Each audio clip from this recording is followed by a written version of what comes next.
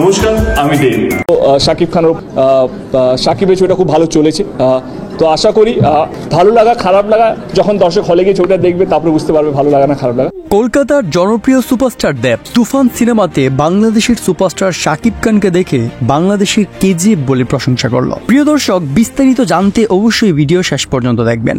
5 June বহুল আলোচিত প্রশংসিত সিনেমা তুফানের দ্বিতীয় টাইটেল ট্র্যাক সং রিলিজ পায়। গানটি মুক্তির পরপরই পূর্বের মতোই গোটা নেট দুনিয়া জুড়ে তাণ্ডব চালাতে থাকে। প্রশংসা আসতে থাকে বাংলা ভাষাভাষী সকল ইন্ডাস্ট্রির তারকাদের মুখ থেকে।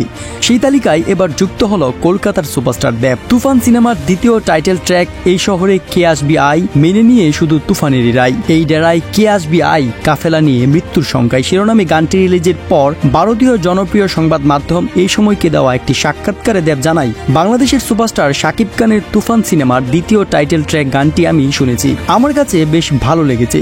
সত্যি কথা বলতে এটা মানতেই হবে শাকিব যে দুই বাংলার সুপারস্টার। আমি এটা স্বীকার করছি, সুপারস্টার শাকিব খান বাংলা ইন্ডাস্ট্রির জন্য একটা গর্ব। আমি বারবার চেষ্টার পরেও যেমন হিট সিনেমা দিতে পারিনি, সুপারস্টার শাকিব খান মনে হয় তুফান সিনেমার মাধ্যমে সেই জায়গাটা পূরণ করবে। সবচেয়ে বড় কথা, তার সিনেমা চলে, তার হিউজ ফ্যান ফলোয়িং। শুভকামনা থাকবে শাকিব তোমার জন্য। প্রিয় দর্শক, শাকিব খানকে যদি ভালোবাসেন অবশ্যই চ্যানেলটি সাবস্ক্রাইব করুন।